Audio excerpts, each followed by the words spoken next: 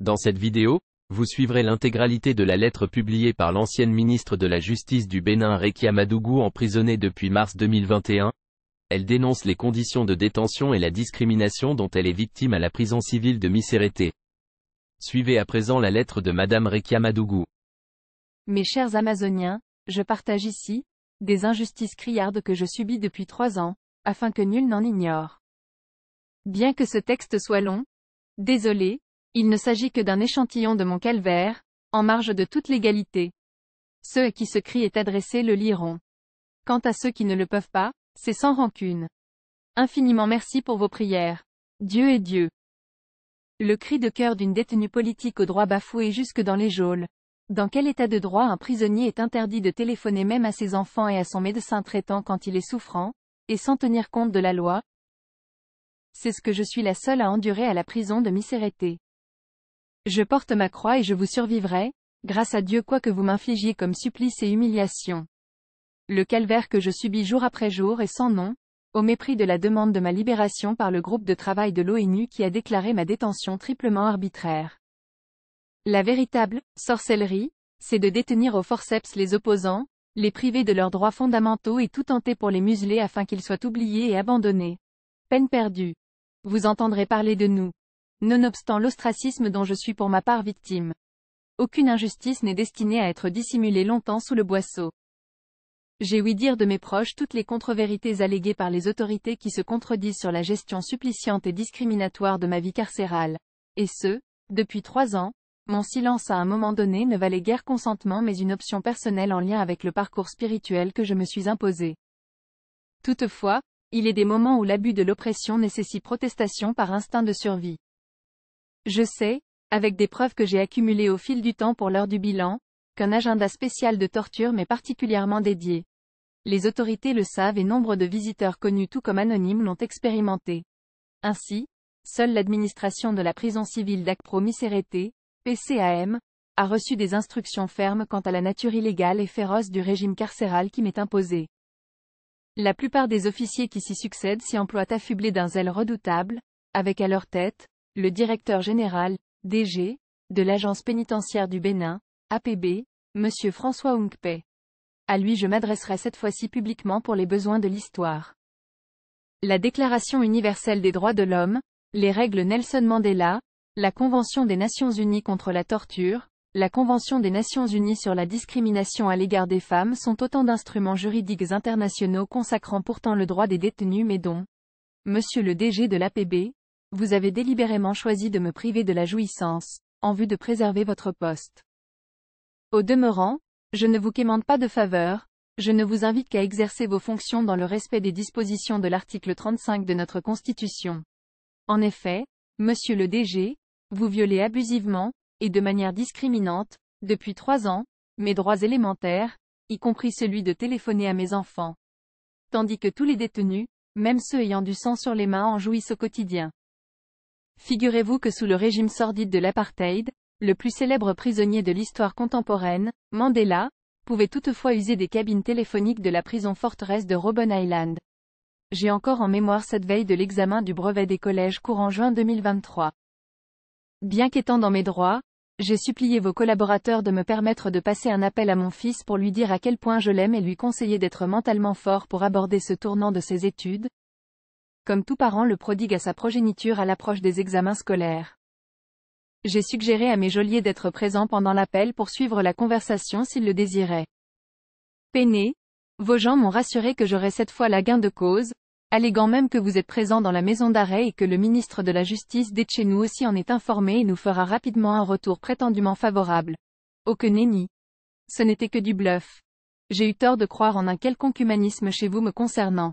Mais j'ai de nouveau laissé couler. Je n'aurais pas dû, car toute brimade non dénoncée fait le lit à des excès plus dramatiques. Inutile de vous rappeler tous les mensonges qui se succèdent ici et l'embarras dans lequel vous plongent vos propres arguties. Vous êtes allé jusqu'à me faire croire que mon impossibilité d'accéder aux appareils téléphoniques faisant office de cabine, relève d'une simple défaillance logistique que vous résorberez sous peu, alors que lesdits téléphones sont sans fil, mobiles, fadaises. Vous indiquez par ailleurs dans votre communiqué que je reçois la visite de mon médecin.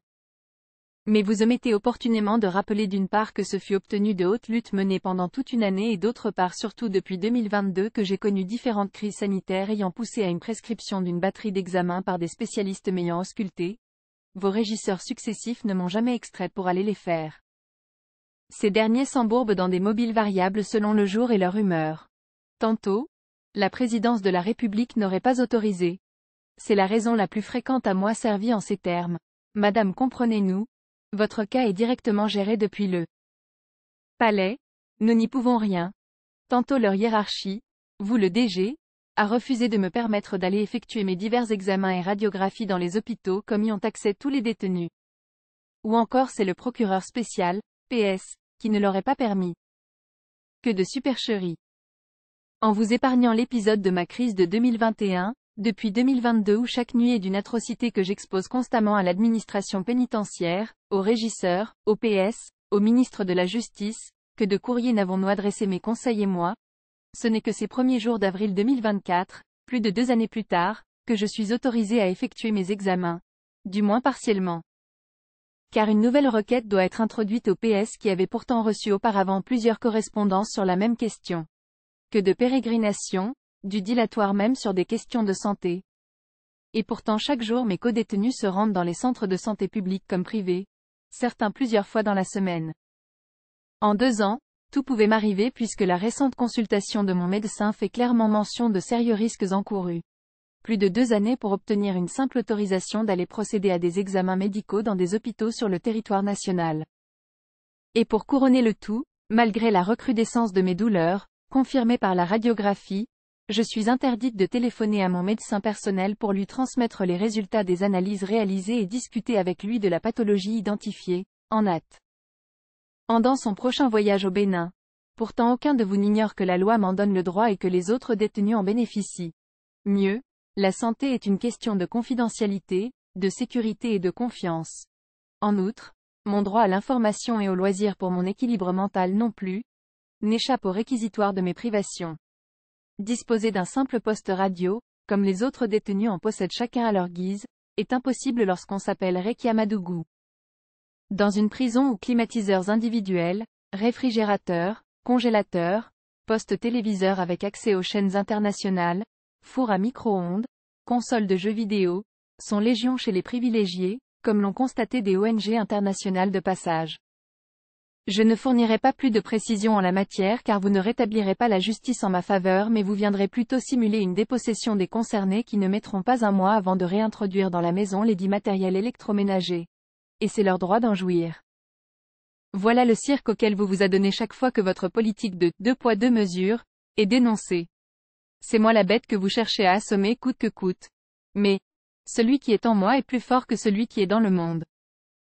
S'agissant de l'actualité du mercredi 29 mars, depuis des lustres, des visiteurs de tout genre écument les prisons du Bénin, du nord au sud, à la rencontre des détenus y compris ceux politiques. Ils ne présentent pas de permis de visite. Les mêmes visiteurs, civils comme des politiques, qui sont des connaissances communes aux détenus politiques répartis dans les prisons béninoises, n'ont jamais présenté un quelconque permis de visite avant d'accéder à d'autres détenus et ils s'étonnent chaque fois que seul Rekiamadougou ne leur soit pas accessible, pensant même parfois à une lubie de ma part. Monsieur le DG, vous prenant au mot, depuis février 2023 que vous avez miraculeusement exhumé, des décombres de la préhistoire révolutionnaire de notre pays, la condition d'un permis de visite à mon encontre, plusieurs sont les membres de ma famille biologique et politique. UE. Amis et proches ayant saisi par écrit le PS afin d'obtenir ce sésame, sans succès. Vous nous imposez des péripéties auxquelles suite n'est jamais donnée. Mais, quel cynisme! Contrairement aux allégations véhiculées, nombreux furent les membres de ma famille et les personnalités venues individuellement à m'y s'arrêter et qui ont été empêchés de me voir. Ce n'est pas seulement mes visiteurs en groupe qui sont renvoyés. Notamment l'honorable Nourenou Atchadé, l'ancien ministre Alassane Tigri, l'ex-ministre Galiou Soglo, les députés les démocrates pris isolément, et de nombreux anonymes compatissant à ma douleur ont cherché individuellement à me voir. Tous systématiquement sont éconduits au portail. Monsieur le DG, on dirait que votre mission, au-delà de me faire subir le martyre, est de lui trouver vaille que vaille des fondements juridiques inexistants. Sinon comment comprendre, selon ce qui m'a été rapporté de la presse, que le procureur spécial, explique que je peux recevoir sans blocage mes visiteurs non groupés pour de drôles raisons de mesures Covid maintenues et vous de votre côté vous ajoutez une disposition réglementaire datant de 1973 que la Cour constitutionnelle a pourtant déclarée contraire à la Constitution en 2023 ? Alors que vous avez coutume de me laisser entendre que c'est le PS qui édite les règles de ma détention. Des conditions aussi aliénantes. Last but not least, l'an passé, vous avez franchi le Rubicon en faisant interdire l'accès de la maison d'arrêt à tous mes avocats. Il s'est même trouvé un régisseur, celui en poste à l'époque des faits, un tortionnaire de son état, pour justifier cette mesure par un ridicule argument sorti de nulle part. Vous êtes déjà condamné, non ? Ce qui constitue bien entendu un déni du Code de procédure pénale, très navrant pour un officier en charge de la gestion d'une prison. J'ai eu l'honneur d'avoir été garde des Sceaux, ministre de la Justice. Jamais je n'ai instruit aucun procureur, magistrat ni responsable des milieux carcéraux, aux fins de priver quiconque de ses droits, quelles que soient les charges portées contre lui. Au contraire, dans mes fonctions, j'ai déployé chaque fois mon énergie à veiller à observer la distance nécessaire pour que justice soit toujours rendue sans penser à l'intérêt du poste que j'occupais. Mon ami et ancien collègue, le garde des Sceaux Victor Topanou en a plusieurs fois témoigné dans certains cercles. Lui et moi avions été confrontés dans un dossier au gouvernement où je suis restée droite dans mes bottes, malgré les conséquences auxquelles je m'exposais potentiellement. Pendant longtemps mes conseils et moi avons eu de nombreuses exactions car, monsieur le DGAPB, vous avez cette fâcheuse tendance à laisser paraître une correction de l'injustice en l'étendant plutôt momentanément, comme j'ai eu à le souligner tantôt. Chaque fois que vos iniquités sont révélées sur la place publique, au lieu de corriger en étant juste, vous identifiez des boucs émissaires pour détourner l'attention de mon cas flagrant. Ceci n'est qu'un échantillon de tout le supplice que je supporte entre vos mains. Assurément, continuer à garder le silence serait être complice de ma propre destruction. Mon lieutenant-colonel François Hunkpé, promu à cet honorable grade en 2023 pour bons et loyaux sévices, je laisse ses traces pour la postérité, pour vos enfants, les miens et les enfants du Bénin en général. Le rôle d'administration de traitement dégradant que vous acceptez d'endosser, ne devrait plus être possible dans notre pays depuis 1990. Je le dénonce afin que nul ne le subisse demain, pas même ceux qui m'y soumettent aujourd'hui. Vous serez personnellement tenu responsable de tout ce qui pourrait advenir de mon intégrité physique et mentale, vous, vos commanditaires et vos complices. Même dans le tombeau Jésus est Seigneur. Mon âme le bénit abondamment. Focus donc sur l'espérance qu'apporte la Pâque, message de résurrection, d'amour et de paix pour tous. Joyeuse Pâque à vous qui avez encore la chance de jouir de vos droits. Rekia Madougou. Mon lieutenant-colonel François Hunkpé, promu à cet honorable grade en 2023 pour bons et loyaux sévices, je laisse ses traces pour la postérité, pour vos enfants, les miens et les enfants du Bénin en général. Le rôle d'administration de traitement dégradant que vous acceptez d'endosser, ne devrait plus être possible dans notre pays depuis 1990. Je le dénonce afin que nul ne le subisse demain, pas même ceux qui m'y soumettent aujourd'hui. Vous serez personnellement tenu responsable de tout ce qui pourrait advenir de mon intégrité physique et mentale, vous, vos commanditaires et vos complices. Même dans le tombeau Jésus est Seigneur.